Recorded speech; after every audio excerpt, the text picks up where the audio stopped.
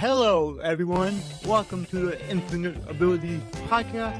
I am your host, Nick Earhart, and we are here to encourage each other to find our own unique abilities. Let's go. All right. So today we have Terry Tucker, and this guy has done some incredible stuff and has also been through some challenges. So this episode is going to be very good. We're going to have a great conversation, and Terry's energy is awesome. The last time I talked to him, we just had a good time. So I'm looking forward to this one. So, Terry, can you tell us a little bit about yourself? Well, first of all, Nick, thanks for having me on. I'm really looking forward to this conversation today. Yeah, I won't go back in utero, so to speak, but I did grow up on the south side of Chicago. I'm the oldest of three boys. You can't tell this from looking at me or from my voice, but I'm 6'8" tall, and was fortunate enough to be able to get a basketball scholarship to play at an NCAA Division I school called the Citadel in Charleston, South Carolina. When I graduated from college, I moved home to find a job. Nick, I'm really going to date myself now, but this was long before the internet was available to help people find employment. Fortunately, I got that first job in the corporate headquarters of Wendy's International, the hamburger chain, in their marketing department. That was the good news. The bad news was I lived with my parents for the next 3.5 years, helping my mother care for my father and my grandmother, who were both dying of different forms of cancer. After Wendy's, I actually went to work for the hospital that cared for my father and my grandmother. And then at 37, made a major pivot in my life and became a police officer. And part of what I did during my law enforcement career was I was a SWAT hostage negotiator. After that, started a school security consulting business, coached girls high school basketball. But as you mentioned, I've had a few challenges since 2012. I was diagnosed with a rare form of cancer, a rare form of melanoma. And then just finally, my wife and I have been married for 31 years. We have one child, a daughter, who's a graduate of the United States Air Force Academy and is an officer in the new branch of the military, the Space Force. That's awesome. You've done a lot of things, and congratulations to your daughter on that. That's some big accomplishments. So that's Thank you. awesome. Now, when you got started in law enforcement, and especially in hostage negotiating, what was that like? Like, what are some of the key things that you learned that helped you throughout the rest of your life? That's a great question. One of the big things I learned, and I learned, they gave us this formula when I first started, when I was first on the team. And the formula was 73855. And that formula had to do with how we as human beings communicate with each other. So 7% of how we communicate a message with another person are the words that we use. And think how many times in your life you'd be like, oh, I wish I wouldn't have said that, or I wish I would have said that differently. That's only 7% of how that message comes across. 38% is the tone of voice that we use with that message. Are we really excited and really can't wait to get that out? Or are we kind of calm and laid back and reserved? So 38% is the tone of voice you use with the words. And then 55%, so more than half of how we communicate a message, is our body language and our facial expressions. And we were given that formula because as hostage negotiators, if somebody was barricaded with a gun in a room, I was not in the room with that person. That would not have been safe. So what they wanted us to realize that we didn't have that 55%. I couldn't say something to somebody I was negotiating with and see them kind of, roll their eyes and, say to themselves, oh, what an idiot Terry is. I can't believe he said that to me. So we had to get good at certainly basing things on what people said to us, but also what they didn't say and how they say Uh-huh. it. And I'll end with this. One of the most important things they taught us was to use tactical empathy. Because, Nick, sometimes we'd get on the scene and have no idea why we were there, what precipitated this, what started this. And so we would basically start with, help me to understand where you're coming from or where you're at. Again, the important word there is understand. If you were a homicide suspect that just murdered three people, I wasn't going to say I agreed with you, but understanding leads to trust, and trust leads to a point where hopefully I can get you out safely. Yeah. And a big thing with communicating with anyone is it's always better to agree. It doesn't mean that they're right, but always agree. This is a big thing in sales when you're dealing with, you know, potential clients or customers. If you start to disagree, people kind of go back and they don't move further with you. So by what you did, as a hostage negotiator, you were allowing the communication to continue and for them to build trust in you. Yeah, exactly. And that's an important, that trust part is incredibly important because if I don't trust you, if you don't trust me, even if it's not a hostage situation, even if it's a friend situation, or as you mentioned, a sales situation, if we don't trust each other, if I think you're trying to get over on me, I don't want to have anything to do with you. I always remember they used to tell us that in hostage negotiation, a yes without a how is a no. And I think that's true in business. I think that's true in sales. If somebody just says yes to you, I know I've done this. You get those robocalls that, they want to come out and look at your roof. And sometimes you Oh just yeah. say yes to get rid of them. But if that yes doesn't have a how, if that yes doesn't have some way that we're going to move this forward, we're going to keep this going, then that yes is really a no. I definitely agree with that.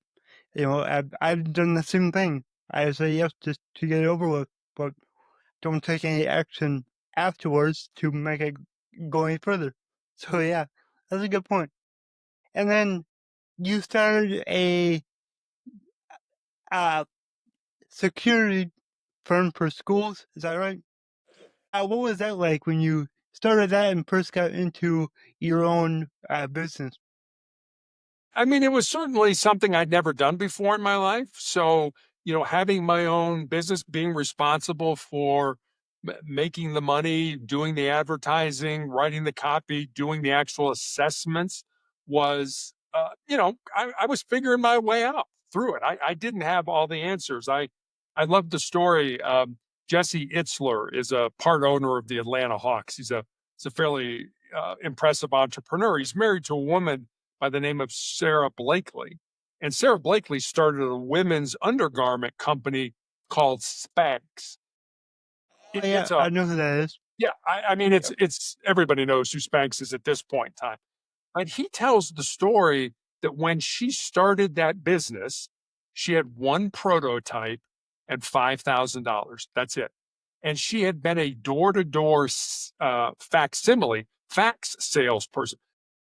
Nick, we don't even use faxes anymore for the most No, part. It's not no, we something don't. that's even around. And his point was that if she would have waited until she understood, the human resources, the marketing, the manufacturing, the distribution part of that business, he said, I guarantee you somebody else would have come up with that idea and run with it. And that's kind of the way I felt in my own business. It's like, I have certain knowledge, experience, skills that I can bring to these schools, but I don't have all this stuff figured out. The point is, wherever you are, just start. Just jump in with both feet and figure it out as you go along. If you need to hire a lawyer, hire a lawyer. If you need to hire marketing expertise, hire marketing expertise. But don't let the things you can't do stop you from starting something that you want to do. Yeah, one of my mentors, he says, just F it up and figure it out. you know, because if you do something and you mess it up, well, now you learn for next time. So now you can do better next time. And I do it all the time. I'll do something, I'll be like, well, that was a bad idea. Let's do it again, but change this part of it. So yeah, in, bu- It's the in, bu- learning. yeah, in business, it's better just to take action because if you don't take action, guess what? You're not doing anything, so you're not gonna get any further ahead.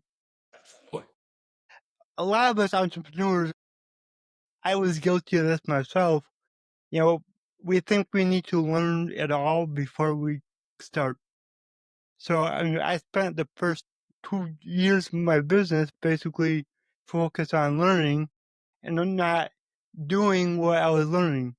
If you don't practice the things that you learn, it doesn't stick. So I I pretty much wasted like a year because it was just I wasn't taking action.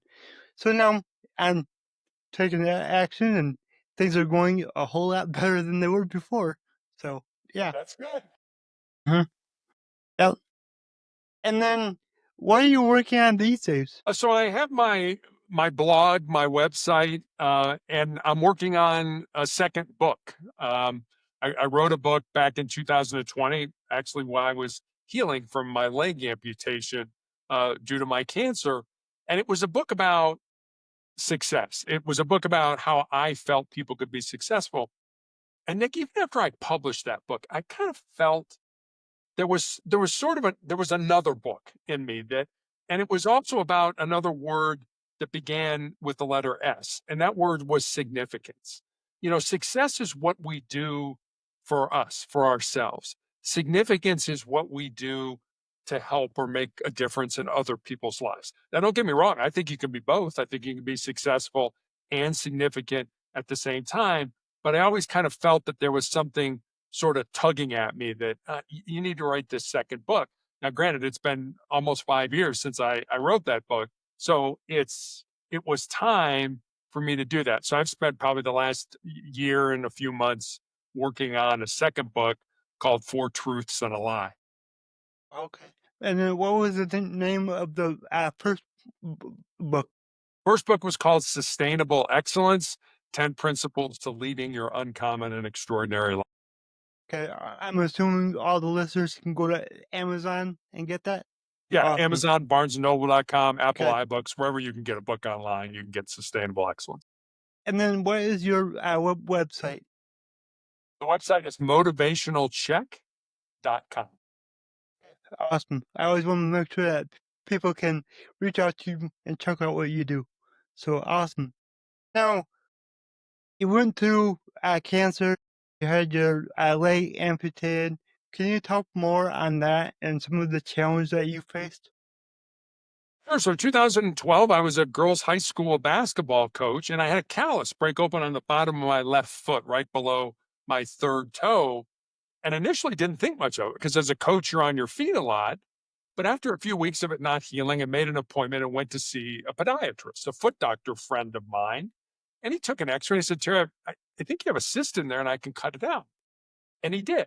And he showed it to me. It was just a little gelatin sac with some white fat in it. No dark spots, no blood. Nothing gave either one of us concern. Fortunately or unfortunately, he sent it off to pathology to have it examined. And then 2 weeks later, I get the call from him that really turns my life upside down. And as I mentioned, he was a friend. And so the more difficulty he was having explaining to me what was going on, the more frightened, the more scared I was becoming. Until finally he just laid it out for me. He said, Terry, I've been a doctor for 25 years and I have never seen the form of cancer that you have. You have an incredibly rare form of melanoma. And most people think of melanoma as too much exposure to the sun. It affects the melon, the pigment in our skin, and has nothing to do with sun exposure. It's a rare form that appears on the bottom of the feet and the palms of the hands. And because my cancer was so uncommon, he recommended that I go to MD Anderson Cancer Center, probably one of the best cancer hospitals in the country, and be treated. And so I did. I had the tumor removed on the bottom of my foot, all the lymph nodes in my groin removed. And then, Nick, they told me, well, you'll probably be dead in 2 years. And I thought, well, you gave me a death sentence. Maybe I can turn that death sentence into a life sentence.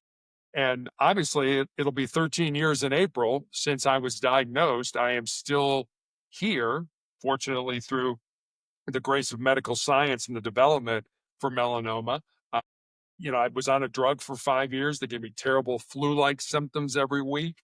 I had my foot amputated in 2018, my leg amputated in 2019, and I still have tumors in my lungs, which I found out about when I had my leg amputated, and that I'm still treated for every 3 weeks at the hospital.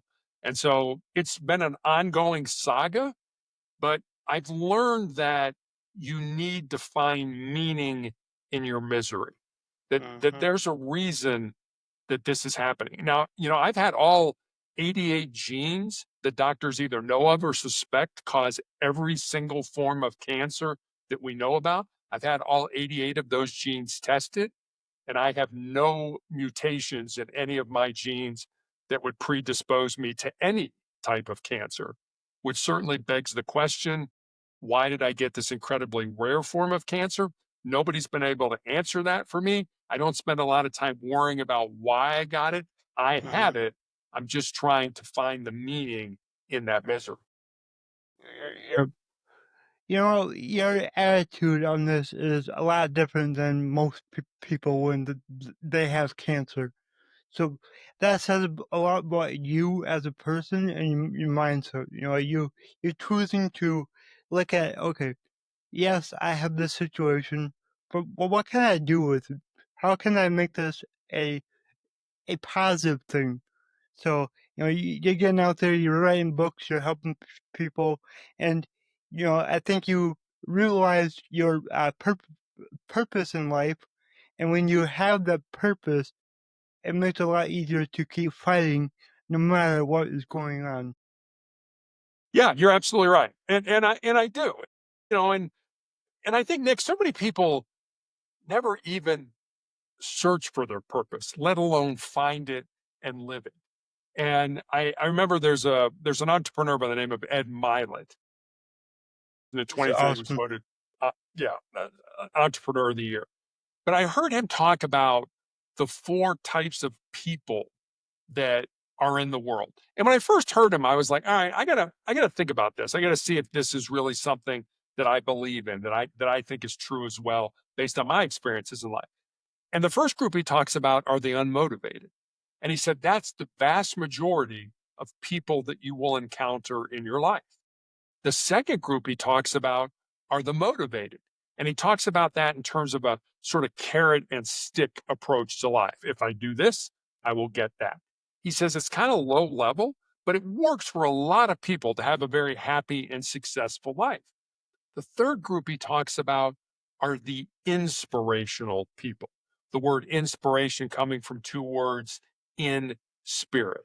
So if you're an inspirational person, you are moving people with your energy. And then the last group he talks about are the aspirational people, where people aspire to be like you. And sometimes, if I'm giving a talk, depending on the group, depending on how much fun we're having, I'll tell that story and they'll be like, all right, show of hands. How many people are unmotivated? And nobody raises their hand. Nobody ever says, hey, I'm unmotivated in my life. But if you believe Milet, that's the vast majority of us that exist in the world. I would love to be an aspirational person someday, but Mhm. it's finding that purpose and then living it that I think starts you on that road to getting to that. I agree with that 100%. And I've never heard that from him. That's really good because, like, right now where I'm at in my life, I'm an inspiration. I hear it all the time. I would love to be an aspirational person to people at some point down the road. So yeah, Absolutely. I like that. Actually, I will be that person. You will. I have no doubt about Let's that. not say I want. I will. You know, You will. let's attract it into our life. Exactly. I totally believe in the law of attraction. I've seen it firsthand many times. It's real. Like, so it's always important to stay positive, control your mind, have a good mindset, have a growth mindset, and know what you want. I there's so many people out there that don't have a goal in life, any goals. They just live, more work, and that's it. And I hope to help people understand that it's okay to have goals because a lot of people think it's like selfish to have big goals.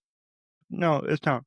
Have goals for yourself and take anybody who wants to come along the ride with you on your journey. And that's what I'm doing for myself and everybody around me.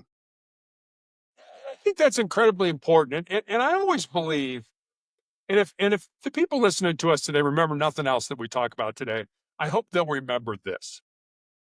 It's more important who you work with and who you work for than it is the work that you do.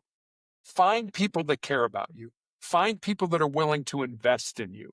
Find people that want to see you succeed and hitch your wagon to those people and climb your mountains together. Exactly, because you are the average of the 5 people you hang around. So make sure your closest 5 are people that you want to be like. And you're gonna grow out of people in your life. That's just life.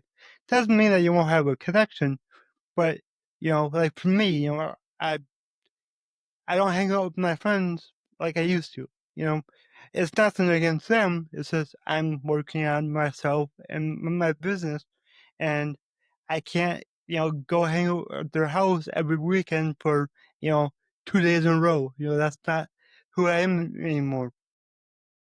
And they're okay with it. They understand. As long as you explain to them what you're doing, why you're doing it. Tell your people your goals. Actually, if you tell the people around you your goals, you're gonna know who's gonna stick around and who's not right away. Cause And you know who's going to help you try to get to yep. those goals, and those are the people you're right. Those are the people you should surround yourself with, not the people that, either don't care or, have so much drama in their life that they're not even looking at their goals and things like that. Yeah. I I cut out everybody with drama, except for my one good buddy. He's he's like he likes drama, but then again, it's just like his little thing. It's like so when he comes over, he'll start telling a story, and I'm like, dude, drama. I don't want that in my head. Okay.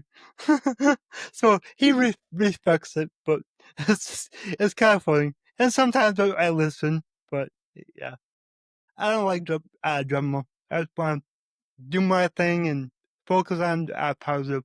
Because usually drama is not positive stuff. So, No, it's not. Those are the people that it's all about me, focus on me and things like that. And, hmm and Nick, I mean, I'm much older than you and that, and I've seen in my life so many people that feel that like they're born empty. And that when they get out of school, whatever that is for them, and get into life, however that looks like for them, that then their job is to fill up their empty self. I've got to make the most money. I've got to, drive the nicest car, live in the nicest house, and have the latest gadgets and gizmos. And what I found is we're not born empty. We're all born full with whatever we need to be successful, however you define that word, already inside of us. And if we can just find that, take it out, use it for our benefit, all of a sudden now, it's not about what I can get, it's about what I can give. And so our job in life should not be to fill our empty self up.